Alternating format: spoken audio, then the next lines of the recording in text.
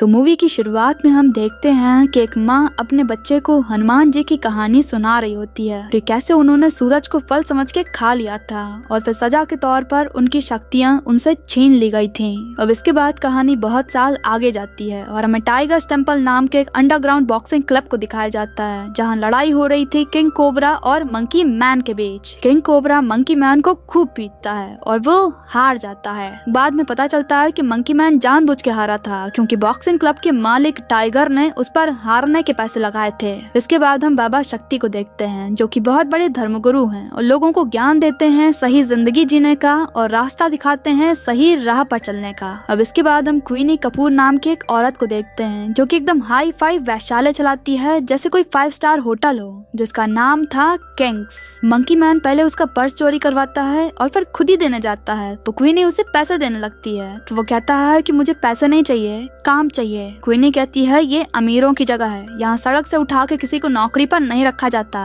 अपनी सीवी दो या रिज्यूमे दो। मंकी मैन अपना जला हुआ हाथ दिखाते हुए कहता कि ये हाथ मेरे काम कर करके चले हैं और यही मेरी सीवी है, जो काम कोई नहीं करना चाहता वो भी मैं कर सकता हूँ, कृपया करके मुझे नौकरी दे दीजिए। क्वीनी उसके जोश और जज्बे को देख के उसे साफ सफाई का काम दे देती है। हमें बीच बीच में थोड़े बहुत फ्लैशबैक दिखाए जाते हैं, जो कि मंकी मैन को याद आता था अपने अतीत के बारे में। उसमें देखने मिलता है एक पुलिस वाला जिसका नाम राणा था और क्वीनी के ऑफिस में उसकी फोटो लगी हुई थी। तो मतलब मंकी मैन किसी मकसद से यहाँ आया है। मंकी मैन किचन में बर्तन धो ही रहा था कि तभी वहाँ अल्फोंसो नाम का एक आदमी आता है, जो कि उसका नाम पूछता है। तो मंकी मैन उसे अपना नाम बॉबी बताता है। बॉबी उसका असली नाम नहीं था, बल्कि डिटर्जेंट की बोतल में लिखे ब्रांड के नाम को अपना नाम बता दिया। अल्फोंसो क्वीनी का चेला था और नशे की सामग्री सप्लाई करने का काम करता था। बॉबी एक आदमी के पास जाता है और वहाँ से एक बंदूक खरीदता है। बॉबी अल्फोंसो को अंडरग्राउंड बॉक्सिंग क्लब का पता देता है और कहता है कि अगर ज्यादा पैसे बनाना है तो यहाँ जाओ और खान पर पैसे लगाना। खान से लड़ने वाला था बॉबी यानी कि मंकी मैन, और वो फिर से हारता है ताकि अल्फोंसो पैसा जीत सके। ये सब वो कर रहा था अल्फोंसो से दोस्ती बढ़ाने के लिए। अल्फोंसो को पैसे का फायदा हुआ था, तो वो बॉबी का साफ सफाई वाला काम छुड़वा के उसे वेटर बना देता है। उस होटल कम वैश्यालय में नेता, अभिनेता, बड़े बड़े व्यापारी जितनों के पास अथाह पैसा था सब वहाँ आते थे। बॉबी अल्फोंसो से घुमा फिरा के राणा के बारे में पूछता है, तो उसे पता चलता है कि वो वीआईपी रूम में रहता है। वहाँ पे एक लड़की थी सीता, जो कि वैश्यावृत्ति का काम करती थी। तो बॉबी की नजर उस पर पड़ती है, तो वो देखता है कि उसका मन नहीं है सब करने का, फिर भी कर रही है मजबूरी में। अब इस बीच हमें कहानी बताई जाती है कि आखिर मंकी मैन के अतीत में हुआ क्या था।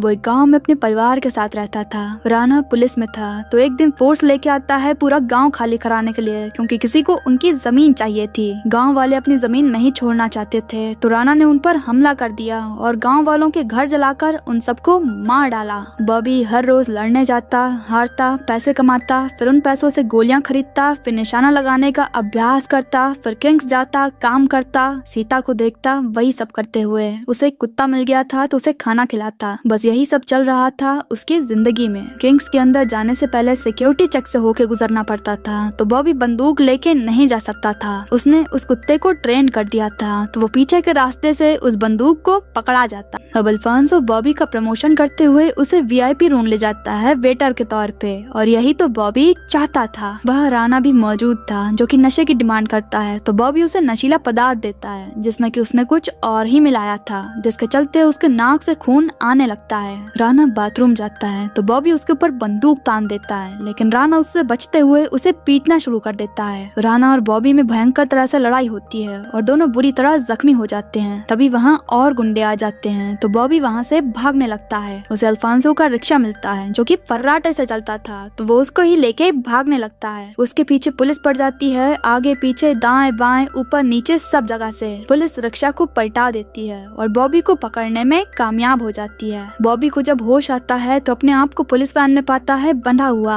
वो उन सभी पुलिस वालों को मारते हुए वहाँ से भी भाग निकलता है। उसे लगा कि वो भाग निकलेगा, लेकिन तभी एक स्नाइपर उसे गोली मार देता है और वो नाले में में जा गिरता है। मंकी मैन जब होश में आता है तो अपने सामने किन्नर को बैठा देखता है जिसका नाम था अल्फा। उसे जो गोली लगी थी उसे निकाल दिया गया था और उसकी सारी चोटें अब सही हो गई थी। अल्फा और उसके लोगों ने उसका इलाज करा और कई दिन से मंकी मैन बेहोश पड़ा था और आज जाके उसे होश आया। वो एक मंदिर में था जहाँ शिव पार्वती जी की मूर्ति थी जिसे अर्धनारीश्वर कहते हैं। अल्फा कहती है, एक तरफ भक्ति, एक तरफ विनाश, एक तरफ महिला, एक तरफ पुरुष। बहुत लोगों को ये बहुत अजीब लगता है लेकिन हम किन्नर लोग इसे पूरी तरह से समझते हैं। बाहर तुम्हें पुलिस ढूंढ रही है तो कहीं मत जाओ, यहीं रहो, यहाँ वो लोग नहीं आते।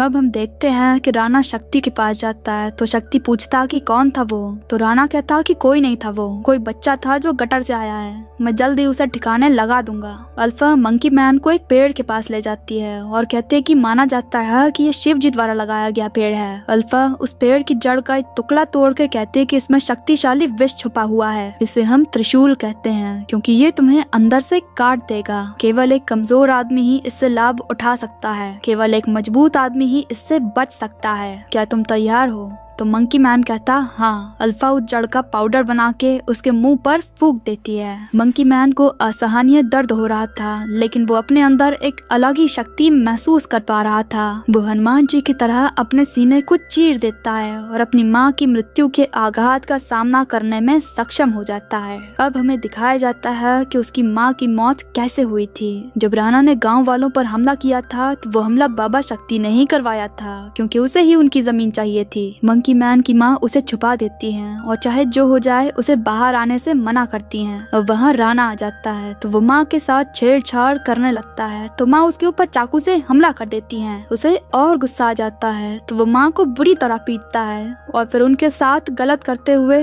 उन्हें जिंदा जला देता है। बच्चा सब होते हुए देख रहा था और उनके जाते ही वो अपनी माँ को बचाने की कोशिश करता है अपने हाथ से आग बुझाने की, पर वो बचा नहीं पाता। ये असली वजह थी कि क्यों उसके हाथ इतने जले हुए से थे। मंकी मैन अल्फा से कहता कि मैं हार गया, मैं अपनी माँ को बचा नहीं पाया। अल्फा कहती तुमने उन्हें बचाने की कोशिश की, तुम्हें ये घाव दिखते हैं लेकिन मुझे साहस दिखता है एक बच्चे का जो लड़ा अपनी माँ को बचाने के लिए। ये एक योद्धा के हाथ हैं जो देवताओं को चुनौती देने के लिए बने हैं। तुम अपनी पूरी जिंदगी में दर्द महसूस करने के लिए संघर्ष करते रहे हो, अब तुम्हें एक उद्देश्य के लिए लड़ने की जरूरत है, हम सब के लिए। ये वक्त है जब तुम जानो कि तुम कौन हो। अब मंकी मैन तैयारी करना शुरू करता है खुद को और मजबूत बनाने की, खुद को और ताकतवर बनाने की, ताकि अब आगे वो जब भी सामना करे अपने दुश्मनों का तो वो उन पर भारी पड़े। वो वहीं रह के किन्नरों के साथ ट्रेनिंग करना शुरू कर देता है और उनको भी लड़ना सिखाता है। बाबा शक्ति उस मंदिर पर भी कब्जा करना चाहता था जहाँ किन्नर रहते थे तो वो लोग भी परेशान थे उससे। बाबा शक्ति के चमचे आकर उन्हें आए दिन परेशान किया करते थे। अगर उनके पास पैसे होते तो शायद वो लोग गुंडों को घूस खिला के बच जाते, पर उनके पास कुछ नहीं था। मंकी मैन सोचता है कि अब वो उनके लिए पैसे कमाएगा। वो फिर से बॉक्सिंग क्लब जाता है और वहाँ फाइट करता है लेकिन इस बार हारने के बजाय जीतता है। वो एक दो मुक्के में ही सबको ढेर करे दे रहा था तो अब तक जो उसे नाकारा समझते थे उसका नाम लेने लग जाते हैं। फाइट करके मंकी मैन खूब पैसे कमाता है और सारे पैसे वो किन्नरों को दे देता है ताकि वो अपनी जिंदगी में कुछ सुधार ला सके, आगे बढ़ सके, कुछ अच्छा कर सके। बाबा शक्ति की एक राजनीतिक पार्टी भी थी जिससे कि उनका एक मेंबर इलेक्शन लड़ने वाला था तो किंग्स होटल में उसी का समारोह होता है जहाँ बाबा शक्ति आए हुए थे और वहाँ राणा भी था। मंकी मैन भी वहाँ आ जाता है और सबको पीटना शुरू कर देता है। धीरे धीरे चले चपाटों को पीटते हुए वो राणा और शक्ति तक पहुँच जाता है लेकिन वो लोग भाग निकलते हैं। फिर वहाँ और गुंडे आ जाते हैं तो मंकी मैन का साथ देने वहाँ किन्नर लोग भी आ जाती हैं और फिर तगड़ी वाली लड़ाई होती है। तभी वहाँ क्वीनी आकर मंकी मैन के ऊपर गोलियां चलाने लगती है। इससे पहले कि मंकी मैन उसे मारता, सीता ही उसे मार डालती है। क्वीनी लड़कियों के साथ बुरी तरह व्यवहार करती थी इसलिए सीता के अंदर उसको लेते नफरत भरी थी जो कि आज उसने निकाल दी। राणा और शक्ति वीआईपी रूम में जाके छुप गए थे तो मंकी मैन वहाँ जाता है तो सबसे पहले उसका सामना होता है राणा से। पहली बार जब राणा से लड़ाई हुई थी तो वो मंकी मैन पर भारी पड़ा था और अब तो मंकी मैन अच्छे से खुद को तराश के आया था तो वो उसे बुरी तरह धोता है। जब जब वो उठता तब तब वो उसे मारता और इतना मारता है कि वो मर ही जाता है। और आज जाके उसने उस इंसान को मार डाला जिसने उसकी माँ के के साथ गलत किया था। फिर इसके बाद वो बाबा शक्ति के पास जाता है तो शक्ति अपनी बातों से उसे रिझाने की कोशिश करता है कि ये सब खून खराबा मत करो। वो ज्ञान देते देते मंकी मैन पर हमला कर देता है, पर मंकी मैन जख्मी होने के बावजूद उसका खात्मा कर देता है। उसने पूरी तरह से अपनी माँ के हत्यारों को मार डाला। उसे वो प्रार्थना याद आती है जो बचपन में उसकी माँ ने सिखाई थी हनुमान जी की। जख्मी हालत में वो भी वहीं बेहोश हो जाता है और फिर इसी कहानी के साथ ये मूवी यहीं पर खत्म हो जाती है।